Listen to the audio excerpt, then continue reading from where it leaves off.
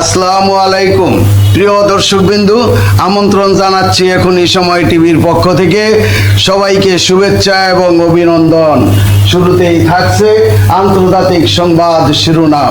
Israeli হেফাজতে বর্বর নির্যাতনের বর্ণনা দিলেন ফ্লোটিলা কর্মী। এবার দেখবেন বিস্তারিত। ইসরায়েলি হেফাজতে থাকা অবস্থায় নির্যাতন ও যৌন হয়রানির শিকার হওয়ার অভিযোগ করেছেন ফরাসি নাগরিক ও গাজা অভিমুখী ত্রাণবাহী ফ্লোটিলার কর্মী মেরিয়েম হাদজাল। তিনি সম্প্রতি ফ্রান্সে ফিরে এই অভিযোগ তোলেন। এক ভিডিও বার্তায় হাদজাল বলেন, আমাকে যৌন হয়রানির শিকার হতে হয়েছে। আমরা পৌঁছানোর পরেই আমাদের গরম কাপড় খুলে নেওয়া হয়। এরপর তারা আমাদেরকে এক এক করে একটি কালো কন্টেইনারে যেতে বললেন। তিনি বলেন, ওই কন্টেইনারে 3 জন সৈন্য ছিল আর এক সেনা উলঙ্গ অবস্থায় মাটিতে শুয়েছিল।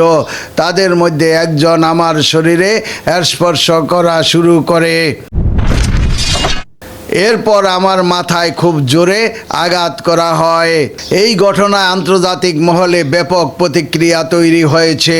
একই সঙ্গে সামাজিক মাধ্যমে একটি ভিডিও ভাইরাল হয়েছে, সেখানে দাবি করা হচ্ছে ইসরায়েলি মন্ত্রী ইতেমার বেন গভির এক কর্মীর উপর হামলা দেখতে উপস্থিত ছিলেন। এই ফ্লোটিলার 50টিরও বেশি নৌযান ছিল। এতে কর্মীরা চিকিৎসা সরঞ্জাম, খাদ্য ও অন্যান্য মানবিক সহায়তা বহন করেছিলেন। নৌবহরটি গাজার দিকে যাওয়ার চেষ্টা করছিল। সাইপ্রাসের কাছে মঙ্গলবার ইসরায়েলি বাহিনী নৌযানগুলোকে আটক করে এবং অভিযান চালায়। আয়োজকরা জানান, এই মিশনের উদ্দেশ্য ছিল ইসরায়েলের সমুদ্র অবরোধ ভেঙে দেওয়া এবং গাজায় চলমান মানবিক সংকটের দিকে বিশ্বের দৃষ্টি আকর্ষণ করা। ইসরায়েলি কর্তৃপক্ষ নৌযানগুলিকে উঠে যাত্রীদের আটক করে নিজেদের হেফাজতে নিয়ে যায়। এরপর ইসরায়েলে হস্তান্তর করা হয়। বেশ কয়েকজন কর্মী পরে অভিযোগ করেন যে আটক অবস্থায় তাদের অমানবিক আচরণের শিকার হতে হয়েছে।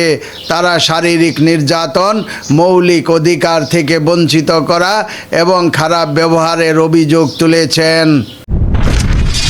ফিলিস্তিনের অবরুদ্ধ গাজা উপত্যকার দিকে যাত্রা করা নৌবহর গ্লোবাল সমুদ্র ফ্লোটিলার নৌযানগুলোকে আটকাতে শুরু করেছে দখলদার ইসরায়েলের নৌবাহিনী। স্থানীয় সময় বুধবার 29 এপ্রিল রাত থেকে এই অভিযান শুরু করে ইসরায়েল বাহিনী।